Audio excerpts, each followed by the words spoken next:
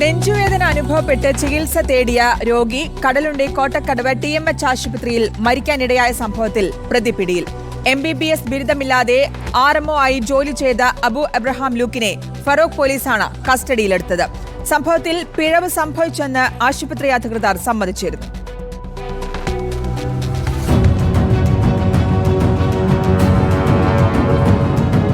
കടലുണ്ടി പൂച്ചേരിക്കുന്ന് പച്ചാട്ട് ഹൌസിൽ പച്ചാട്ട് വിനോദ് കുമാറിന്റെ മരണത്തിൽ ഭാര്യ P. സുരജ, മകൻ ആദിത് P. വിനോദ് എന്നിവർ ഫറോക്ക് പോലീസിൽ നൽകിയ പരാതിയിലാണ് അബു എബ്രഹാം ലൂക്കിനെ കസ്റ്റഡിയിലെടുത്തത്.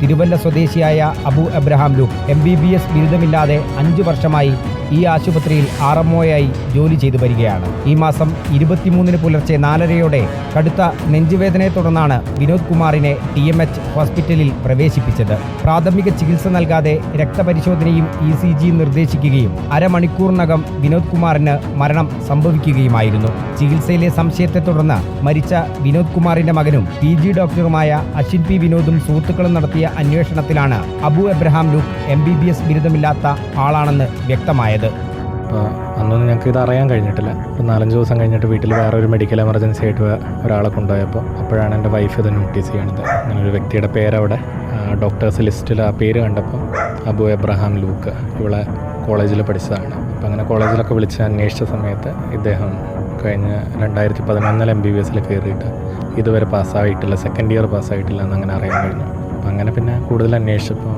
ഇദ്ദേഹത്തിന് ബിരുദമൊന്നും കിട്ടിയിട്ടില്ല. അങ്ങനത്തെ ഒരാളാണ് അച്ഛനെ നോക്കിയത് അന്ന് രാത്രി എന്ന് മനസ്സിലാക്കാൻ കഴിഞ്ഞു. നമ്മളോട് ഫറോക്ക് പോലീസ് ഇതുമായി ബന്ധപ്പെട്ട് അന്വേഷണം നടക്കുകയാണ്, പരാതി ലഭിച്ചിട്ടുണ്ട് എന്നാണ് അറിയിച്ചിട്ടുള്ളത്.